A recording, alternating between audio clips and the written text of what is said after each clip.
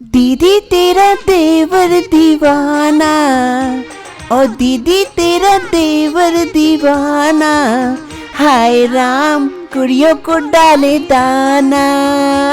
ओ भाभी तेरी बहना को माना, हाय राम कुड़ियों का है जमाना। एक रोज सुमन सीढ़ियों से उतर रही थी, तभी उसका तबीयत खराब करने लगता है। सुमन की सास उधर से गुजर रही थी। सुमन को ये देख जल्दी जल्दी से सुमन के पास पहुंचती है। अरे अरे बहू क्या हो गया? सुमन बहू क्या हो गया? तबीयत खराब कर रही है?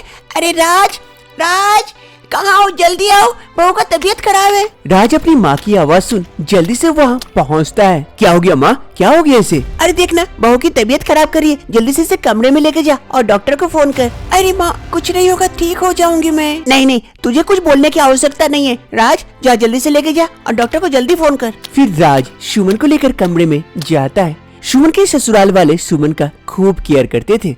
फिर डॉक्टर साहिबा आती है और सुमन को चेक करती है। कुछ देर अच्छे से चेक करने के बाद कहती है, अरे माँ जी घबराने की कोई बात नहीं है। अरे डॉक्टर साहिबा बहू का तबीयत खराब कर रहा था और आप कह रहे हैं कि घबराने की बात नहीं है, क्या हुआ है आप बताइए ना मुझे। माँ जी खुशखबरी है, आपके घर नया मेहमान आने वाला है। क्या खुशखबरी? नया मेहमान? बहू? सुमन शर्मा जाती है। आइए डॉक्टर साहब। फिर राज डॉक्टर साहिबा को छोड़ने के लिए जाते हैं और इधर सुमन की सास काफी खुश होती है। वो सुमन से कहती है, अरे थैंक यू सुमन बहू, इतनी ज्यादा खुशी देने के लिए ऊपर वाले का बहुत बहुत शुक्रिया। सुमन कमरे में ही थी। राहुल अपनी भाभी की तबीयत खराब की बात सुन दौड़े दौड़े घर आता है और अपनी भाभी के कमरे में आकर पूछता, अरे भाभी भाभी क्या हो गया था आपको? आपकी तबीयत खराब सुनी।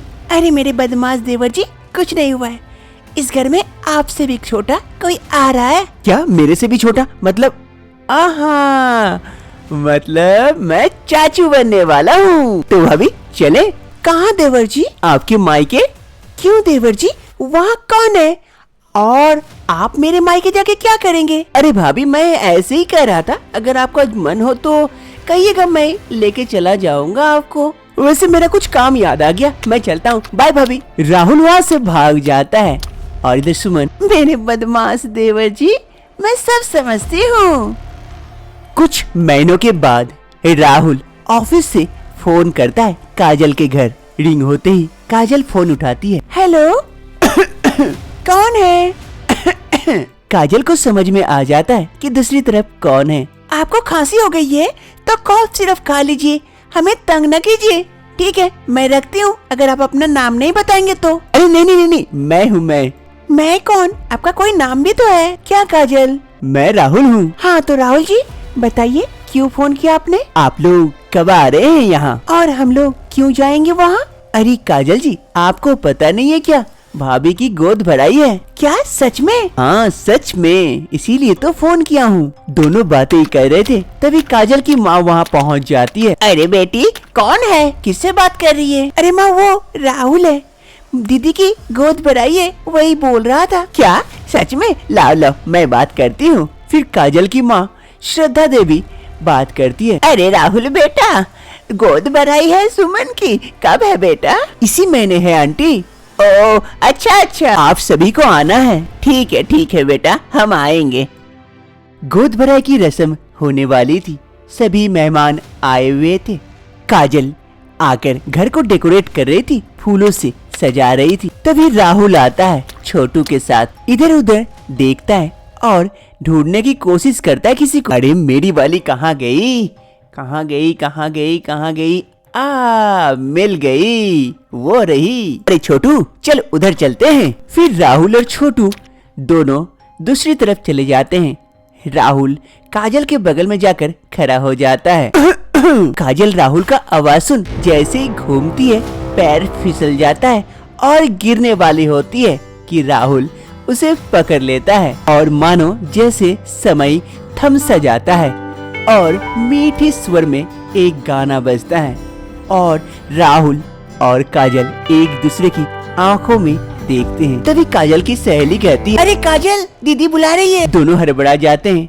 फिर राहुल काजल को छोड़ देता है। काजल वहाँ से भाग जाती है। बच के जाओगी कहाँ? अरे राम किशन जी, श्रद्धा जी, आइए आइए, घर के अंदर तरफ चलिए, आइए। फिर मीना देवी राम किशन जी और श्रद्धा जी को घर के अंदर की तरफ लेके जाते हैं और इधर राहुल और छोटू दोनों फूल के टोकरी के पास खड़ा होता है और काजल को घूर घूर के देख रहा होता है। काजल इधर उधर जाती है और फिर अपनी दीदी के पास जाकर खड़ी हो जाती है। अरे राहुल, सोच सोच सोच, क्या किया जाए? तभी राहुल को टेबल के ऊपर एक गुलेल दिखता है। राहुल गुलेल को उठाता है, गुलेल में फूल डालता है और निशाना लगाता है। अरे भैया भैया क्या कर रहे हैं? मार पड़ेगी, मैं तो भागा। अरे कुछ नहीं होगा, देख अभी मजा। फिर गुलेल को छोड़ देता है। गुलेल में लगा हुआ फूल जाता है और जाकर काजल के पीछे लगता है। काजल घूम के देखती है। दीदी तेरा देवर दीवाना, और दीदी तेरा देवर दीवाना, हाय राम कुड़ियों को डाले दाना, हाय राम कुड़ियों को डाले दाना, धंधा है ये उसका पुराना, अरे धंधा है ये उसका पुराना, हाय राम कुड़ियों को डाले दाना, हाय राम कुड़ियों को डाले दाना। भाभी तेरी बहना को माना, ओ भाभी तेरी बहना को माना, हाय राम कुड़ियों का है जमाना, हाय राम कुड़ियों का है जमाना, रब्बा मेरे मुझको बचाना, ओ रब्बा मेरे मुझको है बचाना, हाय राम कुड़ियों का है जमाना, हाय राम कुड़ियों का है जमाना। अरे मेरे पागल देवर जी, अब समझ गए ना, सच में ये कुड़ियों का जमाना है, तो कुड़ियों से पंगा नहीं लेना चाहिए। अरे भाभी, आपका देवर भी कम है क्या? इसी से हम तो पंगा लेते रहेंगे। फिर सुमन की सास गोद भराई की रस्म को पूरा करती है। फिर गोद भराई की रस्म को अच्छे से सभी कोई सेलिब्रेट करते हैं। अब काजल के घर लौटने का वक्त हो रहा था। काजल गाड़ी के पास बाहर खड़ी थी, उसका भी मन उदास था। तभी राहुल आता है एक फूल का गुलदस्ता लिए। ये खास फूल किसी खास मेहमान के लिए। काजल फूलों को लेते हुए कहती है, थैंक यू राहुल, आप यहाँ थे, बड़ा ही अच्छा लग रहा था। कब यूं ही समय बीत गया पता ही नहीं चला। इसी का नाम तो वक्त है, कब बीत जाता है हमें पता ही नहीं चलता है। इसीलिए तो हम इस वक्त को यूं ही रोक लेना चाहते हैं। इस वक्त को कौन रोक पाया है जो आप रोक लेंगे? काजल रुक जाओ ना, मत जाओ, यहीं रह जाओ। जिस दिन आप मुझे डोली में बैठा के लेके आएंगे उसके बाद और नहीं जाऊंगी, आपके पास ही रहूंगी। तो फिर आप तैयार हो जाइए, मैं बहुत ही जल्द आने वाला हूँ। तभी काजल के मम्मी पापा उधर से आ जाते हैं और काजल का आवाज लगाते हैं, अरे काजल बेटा, यहाँ है तू, चल चल निकलते हैं, काफी रात हो गई। ठीक है काजल, जाओ और इंतजार करना। फिर काजल वहाँ से गाड़ी में बैठकर चली जाती है और राहुल यूं ही खड़ा रहता है। काजल, मैं एक दिन तुम्हें जरूर लेके आऊंगा। कोमल और संजय की शादी हो जाती है। इससे शकुंतला देवी काफी खुश होती है। अब से उसे घर का सारा काम नहीं करना पड़ेगा। बहू आने से बहू भी उसका हाथ बटाएगी। शादी की दूसरी सुबह शकुंतला देवी और उसका बेटा संजय दोनों हॉल में बैठे हुए थे। तभी उसकी बहू कोमल चाय लेकर आती है। माँ जी चाय। संजय जी ये लीजिए चाय। अरे थैंक यू, मुझे ऑफिस के लिए लेट हो रहा है, तो तुम लोग दोनों बैठकर चाय पी लो, मैं ऑफिस के लिए निकलता हूँ। ये कहते हुए संजय वहाँ से चला जाता है। अरे बहू आओ आओ, बैठो, यहीं पे बैठकर कुछ बातें करते हैं और चाय पीते हैं। फिर कोमल भी वहाँ बैठ जाती है और सास बहू बातें करते हैं कुछ। सास शकुंतला देवी अपनी बहू कोमल से बहुत प्यार करते थे और खूब अच्छा बर्ताव करते थे। ऐसे दिन बीतने लगते हैं। एक रोज कोमल किचन में थी और इमलियां खा रही थी। बड़ा टेस्टी है। तभी उसकी सास किचन पहुंच जाती है। जैसे ही कोमल अपने सास को देखती है, इमली को छुपा लेती है। अरे बहू क्या छुपा रही हो? दिखाओ दिखाओ, अकेले अकेले क्या खा रही थी? वो कुछ नहीं माँ जी। अरे मैं नहीं डांटूंगी, दिखाओ तो क्या खा रही थी? फिर कोमल अपने हाथों को बाहर लाती है। हाथ में इमली रखे हुए थे। ये देख सास को भी लालच आ जाता है। अरे बहू, तुम्हारे हाथों में इमली देखकर तो मेरे मुंह में पानी आ गया, लेकिन मैं नहीं खाऊंगी, तुम ही खाओ। क्या बात है, कोई खुशखबरी है क्या? इतनी इमली खा रही हो? माँ जी। अरे हाँ, मैं समझ गई। चलो कोई बात नहीं है बहू, लेकिन मेरे एक ख्वाहिश का ध्यान रखना, मुझे तो पोता ही चाहिए, बस पोता है को ही जन्म देना। लेकिन माँ जी, ये तो मेरे हाथ में नहीं है। अरे चिंता ना करो, पोता ही होगा, देखना। और वो अंतिम घड़ी आ जाती है। आज कोमल की डिलीवरी होने वाली थी। सास और उसका बेटा संजय दोनों बैठे हुए थे। इधर डॉक्टर साहिबा कोमल की डिलीवरी करवा रही थी और इधर शकुंतला देवी ऊपर वाले से यही मना रही थी कि बेटा हो जाए। तभी अचानक से बच्चे की रोने की आहट सुनाई देती है। शकुंतला देवी काफी खुश हो जाती है। तभी डॉक्टर साहिबा बच्चे को गोदी लेकर उनके पास आती है। अरे माँ जी, ये लीजिए, आपकी पोती हुई है। क्या पोती हुई है? अच्छे से चेक करो, मेरा पोता होगा। अरे नहीं नहीं माँ जी, आपकी पोती हुई है। क्या? मैंने बहू से कहा एक पोते को जन्म देना, वो भी नहीं दे सकती। ये कहते हुए शकुंतला देवी गुस्से से वहाँ से चली जाती है। बच्चे को संजय को गोदी में दे दिया जाता है। संजय इस बच्चे को पाकर काफी खुश होता है और बच्चे को लेकर उसकी माँ कोमल के पास जाता है। अरे कोमल, ये देखो हमारा बच्चा। अरे संजय, माँ जी कहाँ है? अरे हमारा बेटी हुई है, इसीलिए वो गुस्सा के चली गई, उन्हें तो बेटा चाहिए था। ऐसे ही दिन बीतने लगते हैं। एक रोज कोमल अपनी सास के समीप आती है। माँ जी, माँ जी। हाँ कहो, क्या हुआ? माँ जी, आप हमसे गुस्सा न रहे, देखिएगा इस बार लड़का ही होगा। क्या सच में लड़का होगा? हाँ माँ जी, इस बार लड़का ही होगा। कोमल अपनी सास को आश्वासन देती है कि इस बार लड़का ही होगा। उसकी सास भी खुश हो जाती है कोमल की इस बात से। फिर से वो वक्त आता है, कोमल की डिलीवरी का समय। कोमल की सास और उसका बेटा संजय दोनों हॉस्पिटल में थे। कोमल की डिलीवरी करवा रही थी डॉक्टर साहिबा कि अचानक से बच्चे की रोने की आहट सुनाई देती है।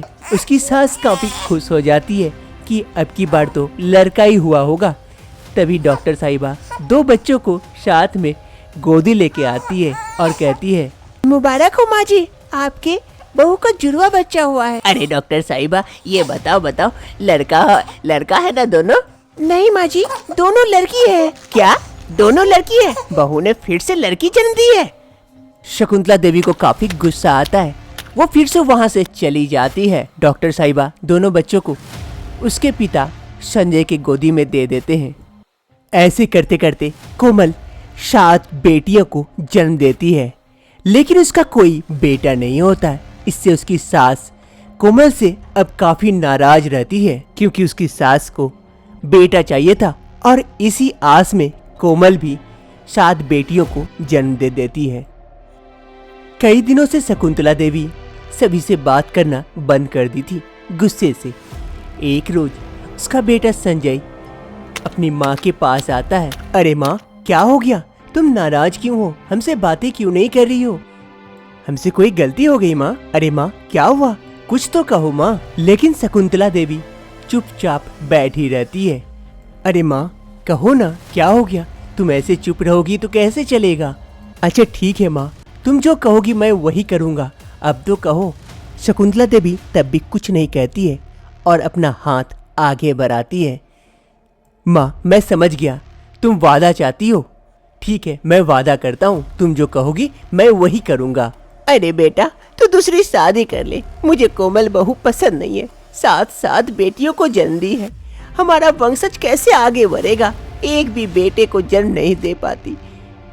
तू दूसरी शादी कर, उससे हमें बेटा जरूर होगा। संजय अपनी माँ को वादा कर चुका था, वादे से हट नहीं सकता, इसलिए अपनी माँ की बात मान लेता है। शकुंतला देवी अपने बेटे संजय की दूसरी शादी करवाते हैं रीना के साथ, एक बेटे की आस में। 1 साल बीत जाते हैं। फिर से वही समय आता है। हॉस्पिटल में आज कोमल की जगह रीना एडमिट थी। रीना की डिलीवरी होने वाली थी। डॉक्टर साहिबा रीना की डिलीवरी करवा रहे थे। इधर शकुंतला देवी और उसका बेटा संजय बाहर खड़ा था। अरे बेटा, देखना इस बार बेटा ही होगा, मैं दादी बनूंगी पोते का। तभी अचानक से बच्चे की रोने की आहट सुनाई देती है। शकुंतला देवी काफी खुश हो जाती है। फिर कुछ ही समय में डॉक्टर साहिबा बच्चे को लेकर बाहर आती है और बच्चे को देते हुए कहती है, अरे ये लीजिए माँ जी, आप दादी बन गई, आपके घर लक्ष्मी आई है। क्या फिर से पोती? ऊपर वाला जो खुशी मन से देता है हमें उसे ग्रहण कर लेना चाहिए। भले ही वो पोता हो या पोती, ये तो ऊपर वाले की देन है।